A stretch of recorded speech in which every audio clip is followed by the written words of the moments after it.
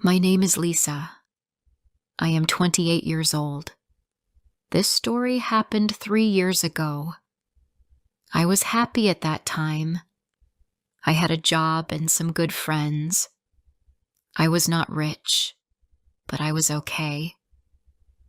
One day, I went to fix my phone at a small shop. That is where I met Mark. He was fixing phones and laptops. He smiled at me and asked how my day was. I said I was fine. He talked to me while fixing my phone. I liked his voice.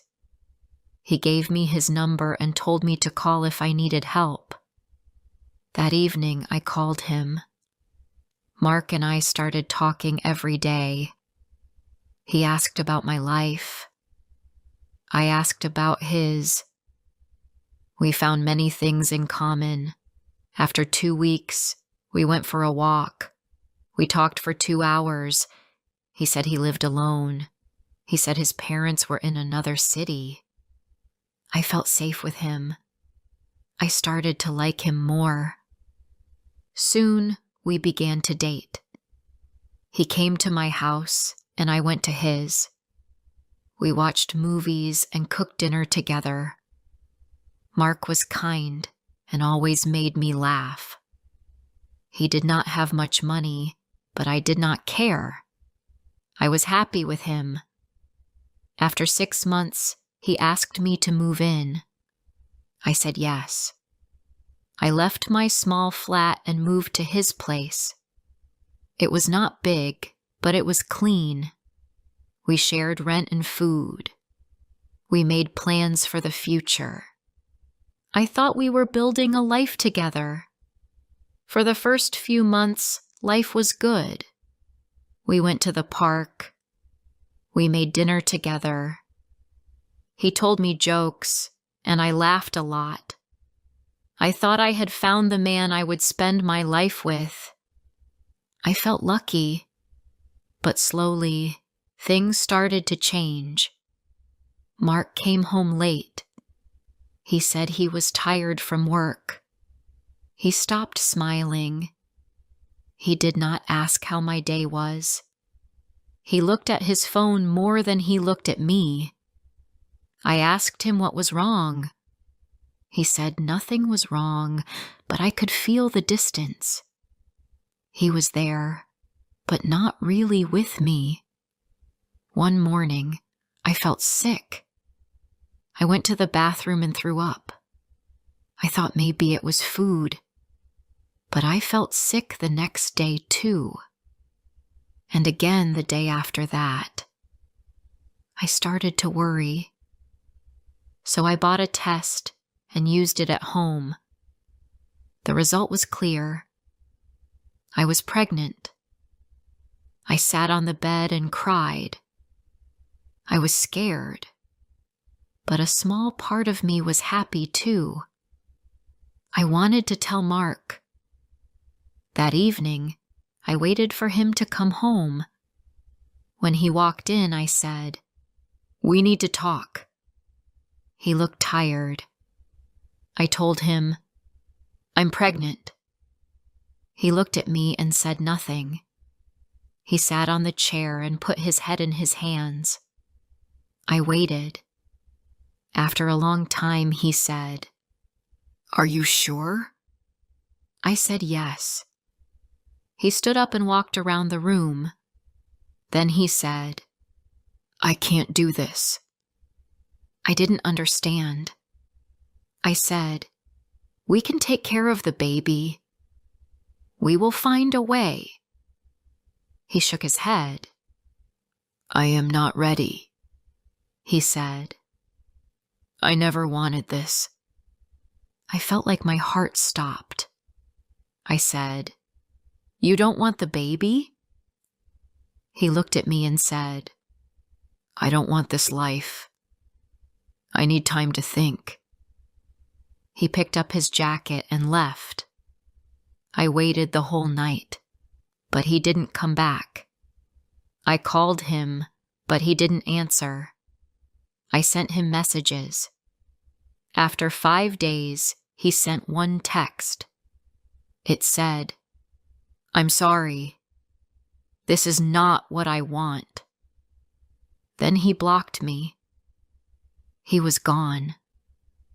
I cried every day.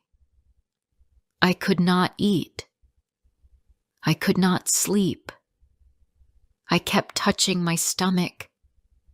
I talked to the baby inside me. I said, "I'm here. I will take care of you." I didn't tell my parents. I didn't tell my friends. I was ashamed. I was afraid they would judge me. I was alone. But I had to be strong. I had to work. I had to eat. I had to sleep. I started to take care of myself again. I found a small room to rent. It had one bed and a small kitchen. I moved there and started over. I went to the doctor alone. I heard my baby's heartbeat for the first time. I saw the baby on the screen.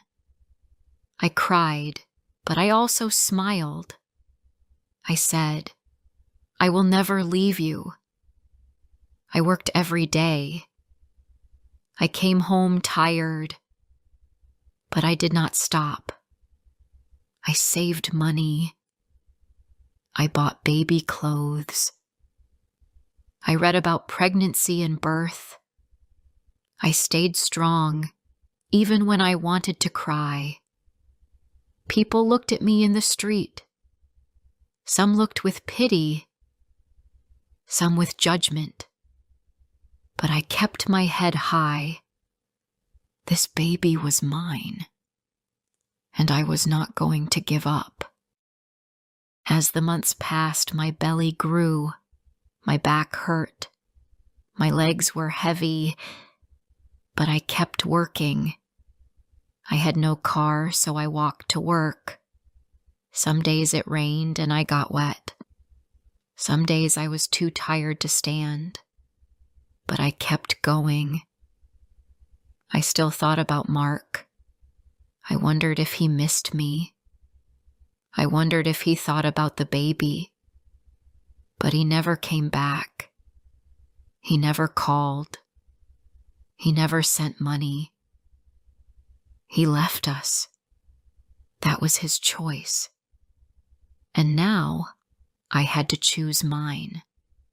One night I felt strong pain. I knew it was time. I called a taxi and went to the hospital. The nurse helped me to the bed. The pain was strong. I cried and held the bed. After many hours, I heard the baby cry. It was a boy. The nurse gave him to me. He was small and warm. I held him close. I looked at his face and said, "Hello, baby." I named him Daniel. I kissed his soft cheek. I said, "You are safe now. I will never leave you." I was tired, but I was full of love.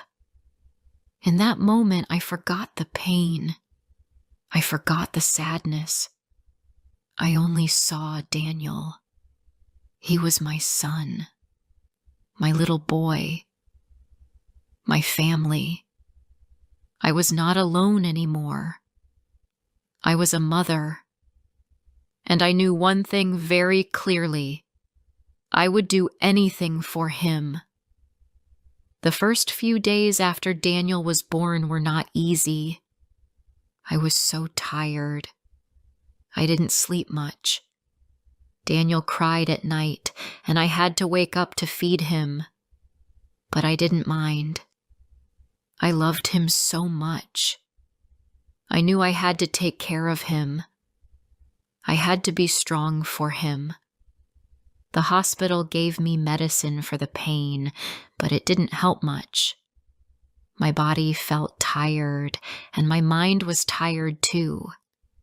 But every time I looked at Daniel, I felt better. His small hands, his little feet, his soft face. I knew I had to give him the best life I could. I went home after 3 days. My room was small. There was not much space for Daniel to play, but I made it work.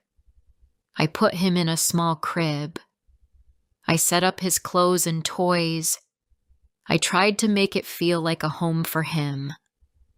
I wanted him to feel safe and loved. At first, it was hard. I had no money. I had to pay for the rent and buy food. I didn't have a job yet, so I didn't know how I would pay for everything. But I didn't want to ask Mark for help. He left us. I didn't want anything from him. Before I share the rest of my story, I need to know, where are you listening from? Knowing someone hears me, understands me, gives me strength. I started looking for a job. I looked online, and I asked my friends. It wasn't easy. There were many jobs, but they didn't pay much. I needed something that could help me take care of Daniel. I wanted to give him a good life. I didn't want him to feel like I did when I was a child. I wanted him to have everything he needed. I found a job at a small store. It was not much, but it was enough. The store was close to my house, and I could walk there. I worked in the afternoons and evenings. I sold small things like food and drinks. It was hard at first, but I was happy. I knew I was doing it for Daniel. Every day I would work, and then I would come home to take care of him. Sometimes I felt very tired. I didn't have much sleep, but I never complained. I loved Daniel, and I knew I had to give him my best. A few months later, I started to feel better. Daniel grew bigger. He smiled more. He laughed. He started to crawl. I was so proud of him. I saw his little face and thought about how much I loved him. I couldn't believe he was mine. He was my son, my family. Sometimes I would go to the park with him. I would push him in his stroller. He loved looking at the trees and the people walking around. I loved the sound of his little laughs. It made everything better. I still thought about Mark sometimes. I wondered what he was doing. Did he ever think about me? Did he ever think about Daniel? But I stopped asking those questions. I couldn't waste my time on him anymore. He made his choice. I made mine. I had Daniel. And that was all that mattered now. One day, Mark called me. I was surprised to hear his voice. I didn't want to talk to him, but I answered the phone. "Lisa," he said, "I've been thinking about you and about Daniel." I didn't know what to say. "What do you want, Mark?" I asked. "I'm sorry," he said. "I made a mistake. I shouldn't have left you. I want to be part of Daniel's life." I felt angry. "You left us," I said. "You didn't care about us when we needed you. Now you want to come back?" He said, "I know. I was wrong. But I want to help you. I want to be a father to Daniel." I was quiet for a moment. I thought about it. I remembered all the pain he caused me, but I didn't want to be angry. I had Daniel. I had a good life now. I didn't need Mark to make things better. No, Mark, I said. I'm not asking you to come back. Daniel is doing fine without you. He didn't say anything. I heard him breathe deeply. I understand, he said quietly. But I will always be here if you need me. I didn't answer. I just hung up the phone. I looked at Daniel. He was asleep in his crib.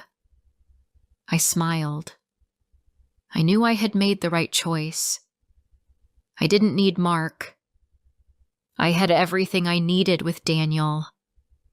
The next few months were better. I worked hard and I saved money. I bought some new clothes for Daniel. I found a small daycare center where I could leave him when I went to work. I made sure he was safe and happy. I still didn't have much money, but I didn't care. I was happy.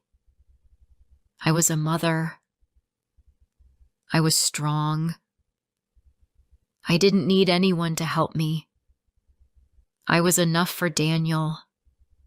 I knew that no matter what, I would always be there for him. I would do everything I could to make sure he had the best life possible. One day, when Daniel was a year old, I was sitting in the park with him. He was playing with a small toy. I watched him and smiled. I thought about how far I had come. I had been scared when I found out I was pregnant. I didn't know how I would do it. But now, I was proud of what I had done. I had raised my son alone. I had worked hard, and I had made sure Daniel was happy. As I watched him play, I realized something important. It didn't matter what happened before. It didn't matter that Mark had left. What mattered was that I had Daniel. I was his mother. And that was all that mattered. Daniel was now 2 years old. He could walk and talk. He liked to play with balls and cars. He said small words like mama and thank you. Every day I watched him grow. He made me smile. He made me strong. I forgot how tired I was. His smile gave me energy. I still worked at the small store. I worked 5 days a week. It was not easy, but I needed the money. I paid rent. I bought food. I bought clothes for Daniel. Some days I was very tired. But when I got home, Daniel ran to me. He hugged me. He said, "Mama." That made everything okay. One evening, I was sitting on the floor with Daniel. We were building a small tower with toy blocks. He laughed when the blocks fell down. I laughed too. Then he looked at me and said, "Where is Papa?" I was quiet for a second. I did not know what to say. I looked at his little face. I said, "Papa is not here, baby. But Mama is here. I will always be here." He looked at me and smiled. He said, "Okay, Mama." Then he went back to playing. My heart felt heavy, but I stayed strong. I knew he would ask again one day. But for now, he was too young to know the full story. Weeks passed. Life was the same. Work. Home. Daniel. Sleep. Some days were good. Some days were hard. One day, I felt sick at work. I had a fever. My head hurt. I went home early, but I still had to cook. I still had to feed Daniel. I still had to clean. There was no one else. I was the only one. That night I cried in bed. Daniel was asleep. I looked at him. He was so peaceful. I said, "I'm sorry I can't give you more, but I promise I will never leave you." I kissed his head. Then I went to sleep. A few days later, something good happened. My boss at the store said I was doing a good job. She said she would give me more hours and a little more pay. I smiled. It was not much, but it helped. I could buy a new jacket for Daniel. I could buy better food. I started saving a little money every month. I put it in a small box at home. It was not a lot, but it made me feel safe. I told myself, one day I will move to a better place. One day Daniel will go to a good school. That thought gave me hope. One Sunday morning, I took Daniel to the park. It was sunny. There were other children playing. Daniel ran to the swings. I sat on a bench and watched him.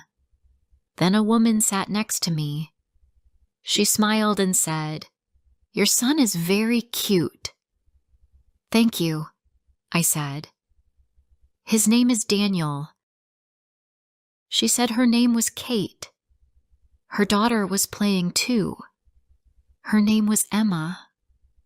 We talked while the children played. Kate was kind. She asked where I lived and where I worked. I told her my story. Not all of it, just a little. She said, "I understand. I was alone too, a few years ago." I looked at her. She smiled softly. She said, "It's hard, but we keep going. For our children." I smiled back. I felt warm inside. It was nice to talk to someone who understood. That day, I felt a little less alone. We met again at the park, then again the next week. Our children played together. We talked more. I told her everything one day. I told her about Mark, about how he left, about how I raised Daniel alone. She listened. She did not judge me. She just said, "You are strong." That meant a lot to me. Time passed. Daniel turned 3. He went to a small school. I took him there in the morning before work. He was happy. He made new friends. He started to say more words. He learned songs. He brought home drawings. I put them on the wall. Every time I looked at those drawings, I smiled.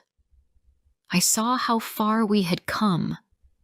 From nothing to something. From sadness to light. From pain to hope. One day, I saw Mark at the supermarket. He looked different. He looked older. He saw me and stopped. I looked at him and didn't know what to say. He walked over. "Lisa," he said. "How are you?" I said, "I'm fine." He looked nervous. Is Daniel okay?" I said, "He is happy. He is strong. He is kind.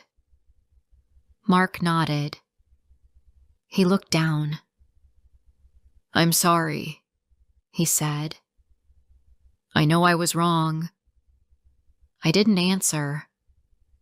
I didn't feel angry, but I didn't feel sad either. I just felt calm. You missed everything, I said. His first word, his first step, his laugh. You missed all of it. Mark looked at me. He said, Do you think he will want to see me? I said, Maybe one day, but not now. He doesn't even know you. He nodded again. I understand. If you ever want to talk, here's my number. He gave me a small piece of paper. I took it, but I didn't look at it. I just said, Goodbye, Mark. He walked away. I stood there for a moment. Then I put the paper in my bag and left the store. When I got home, I looked at Daniel. He was playing with his blocks. I sat next to him. He looked up and smiled. Mama, come play, he said. I smiled back. Yes, baby. I'm here. That night, I took the paper out of my bag. I looked at Mark's number. Then I tore it into small pieces and threw it away. We were doing fine. Daniel and me, we had each other. That was enough. If this story touched your heart, don't forget to like, comment, and share. More emotional and inspiring stories are coming soon.